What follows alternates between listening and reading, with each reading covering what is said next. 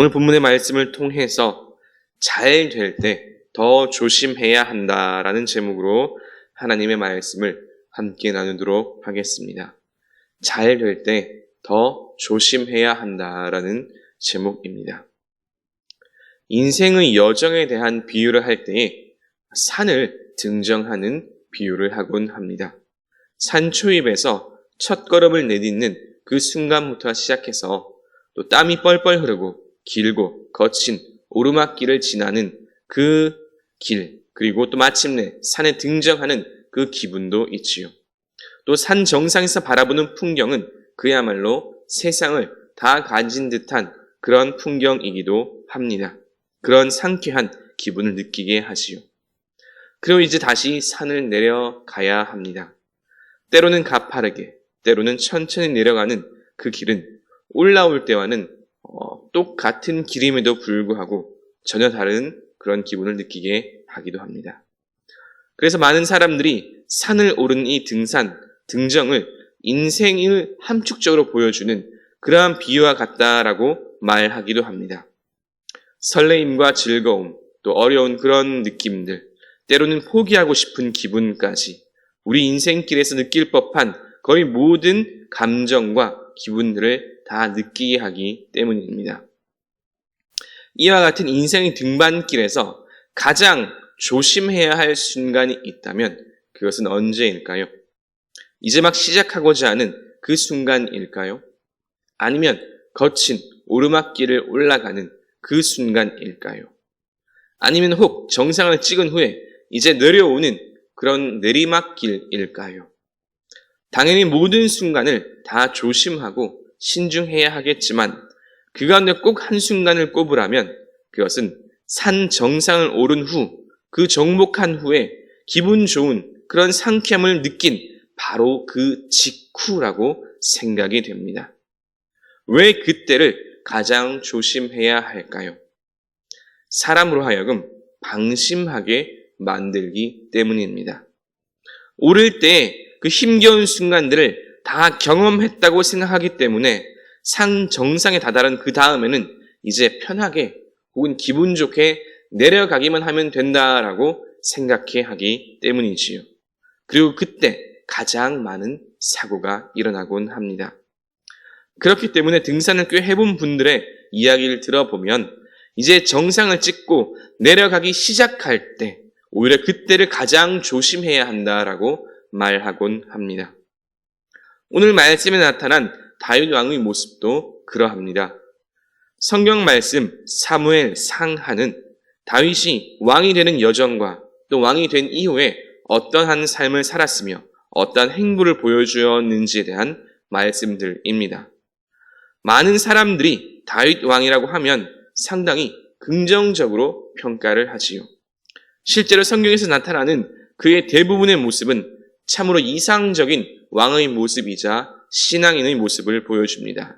나아가 그리스도인의 표본과도 같은 모습을 보여주지요. 특히 그가 왕이 되기까지의 과정은 하나님을 향한 신실함 그 자체로 말할 수도 있습니다. 하지만 이와 같은 다윗 왕도 그의 삶에 아주 치명적인 잘못, 죄악을 저지른 적이 2번 있습니다. 그런데 그 2번의 죄악의 공통점이 한 가지 있지요. 그것은 다윗 왕이 소위 가장 잘 나갈 때, 가장 잘 되고 가장 정상에 있을 때 그 2번의 치명적인 죄악을 저질렀다는 점입니다. 오늘 함께 읽은 말씀은 그 가운데 그 첫 번째 죄악이지요. 참고로 2번째는 이스라엘의 군사력과 자신의 힘을 확인하고자 했던 인구조사였습니다.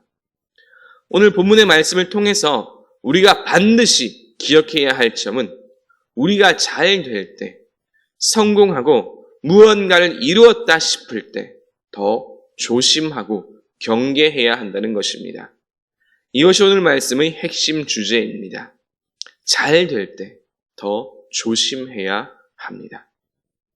그렇습니다. 잘 될 때 내 삶이 오히려 평탄하고 혹 무언가를 이루어가고 혹 이루었다 싶을 때 혹 이제는 지금 조금 살만하다 이제는 그렇게 내 삶이 척박하지만은 않은 것 같다. 이렇게 느낄 때 우리는 더더욱 조심해야 합니다. 무엇을 조심해야 할까요? 영적으로 무뎌지는 것을 조심해야 합니다.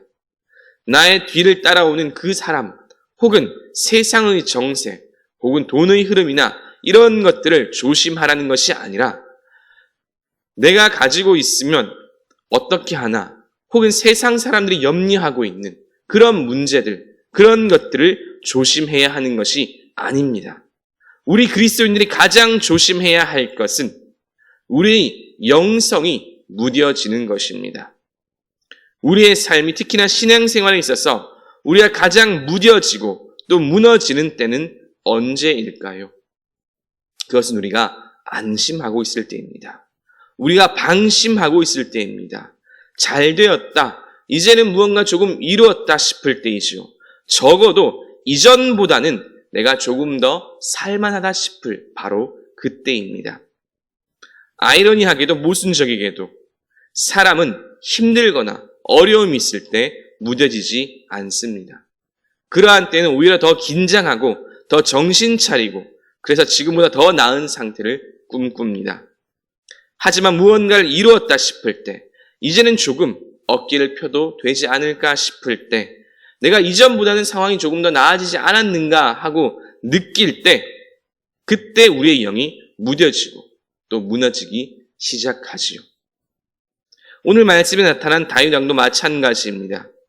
우리는 그동안 다윗이 어떻게 왕이 되었는지, 그가 얼마나 많은 고통과 고난을 경험하였는지를 말씀을 통해 함께 나누었습니다. 어린 시절 가족들에게조차 인정받지 못하였던 때, 골리앗을 물리치고 전쟁의 영웅이 되었지만 이내 시기와 질투로 인해서 사울 왕에게 쫓겨다니던 때도 있었습니다. 억울하게 죽을 뻔하였던 때도 있었고 광야와 동굴을 전전하던 때도 있었습니다. 또 블레셋을 비롯한 이방 세력에게 의탁하여서 겨우 목숨을 부지하던 때도 있었지요. 이와 같이 그의 삶의 전반부는 그야말로 고난의 연속이라 해도 과언이 아닙니다. 그러나 놀랍게도 다윗의 신앙의 전성기는 바로 이때였다는 점입니다. 그가 힘들 때, 괴로울 때 그는 하나님을 더더욱 의지하였고 하나님의 뜻대로 살고자 노력하였습니다. 하나님도 그 모습을 기뻐하시고 다윗에게 많은 복을 허락하셨으며 마찬가지로 많은 이스라엘 사람들도 다윗의 그러한 모습을 보고 그는 정녕 하나님께 왕으로 택함 받은 사람이다라고 인정하고 그를 존중하였습니다.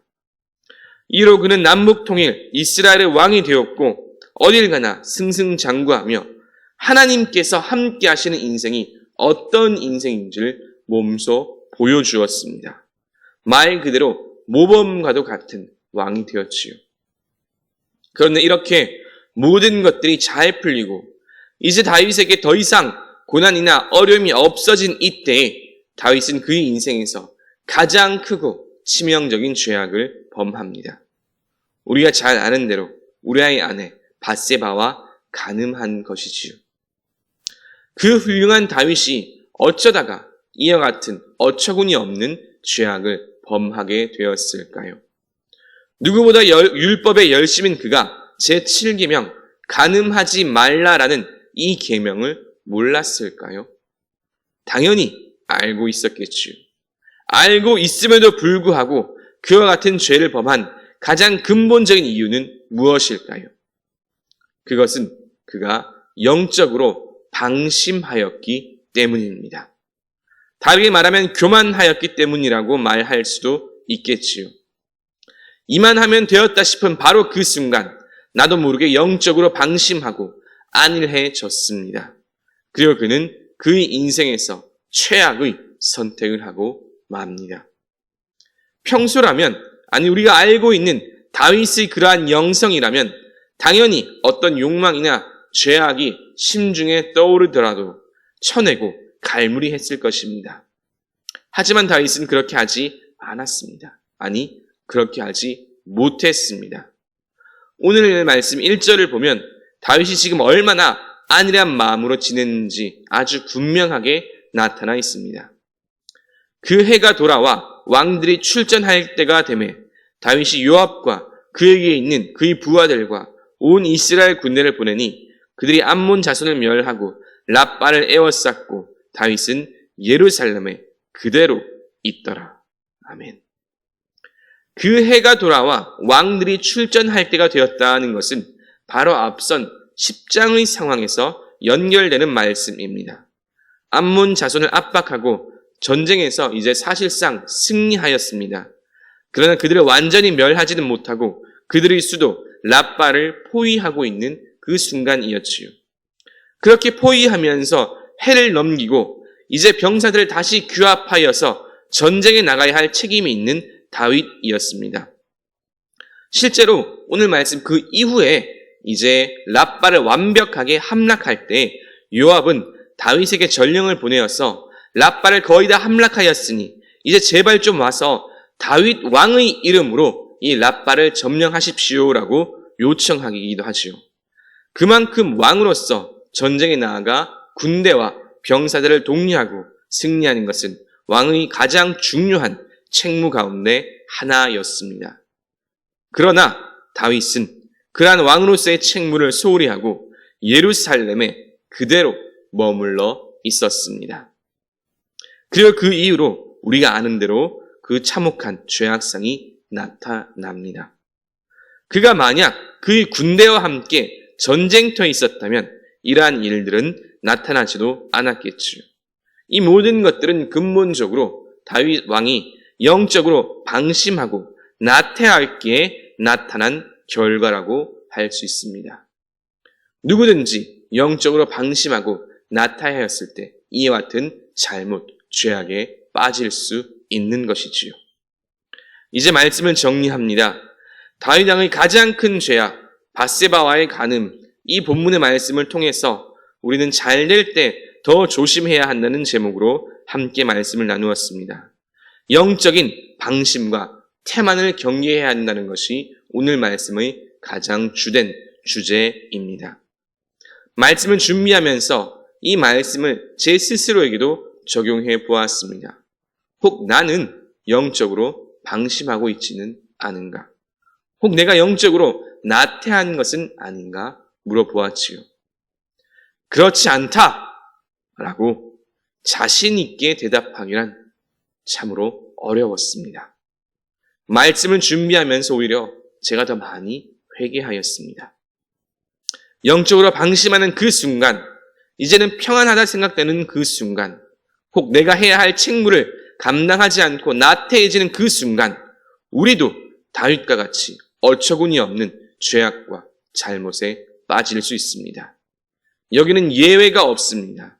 누구나 다 저지를 수 있는 잘못이며 그렇게 모든 그리스도인들이 항상 조심하고 또 조심하며 경계해야 합니다. 예수님께서 겟세마네 동산에서 제자들에게 하신 그 말씀이 있지요. 시험에 들지 않게 깨어 기도하라는 그 말씀만이 우리를 영적으로 다시금 긴장하게 하고 재무장하게 하며 시험을 이기고 승리케 함을 꼭 기억하시기 바랍니다. 오늘 말씀을 기억하시며 영적으로 방심하지 않고 늘 깨어 기도하며 주님과 동행하는 저와 여러분 되시길 주님의 이름으로 축원합니다. 말씀을 생각하시며 찬송가 351장 함께 찬양하시겠습니다.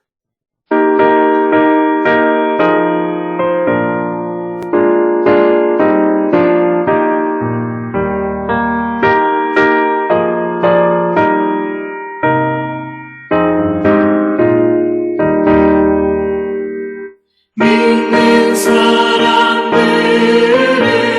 주의 군사니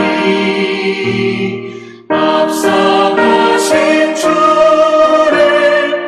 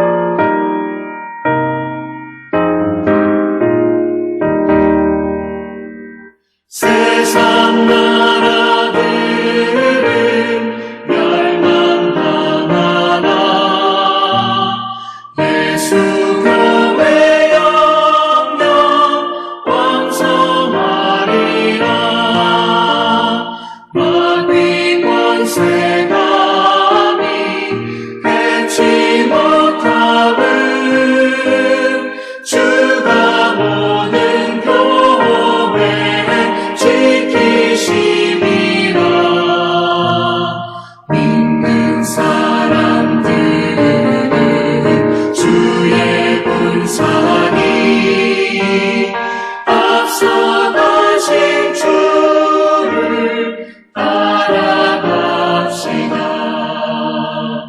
백성들아 와서 함께 모여서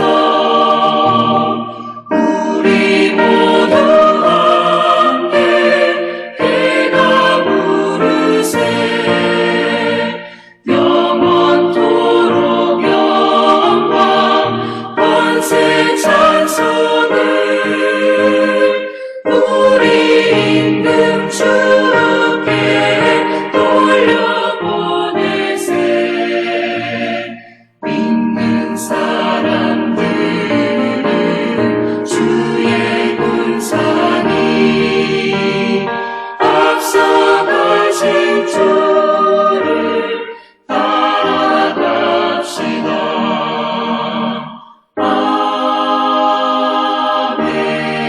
아멘. 이제는 우리를 구원하신 예수 그리스도의 은혜와 아버지 하나님의 그 크신 사랑과 언제나 우리와 동행하시며 인도하시는 성령 하나님의 교통하심이 영적으로 방심하지 않고 항상 깨어 기도하며 주님과 동행하길 다짐하고 소망하는 모든 주의 자녀들과 그 삶 위에 이제로부터 영원토록 함께 하시길 간절히 축원하옵나이다. 아멘.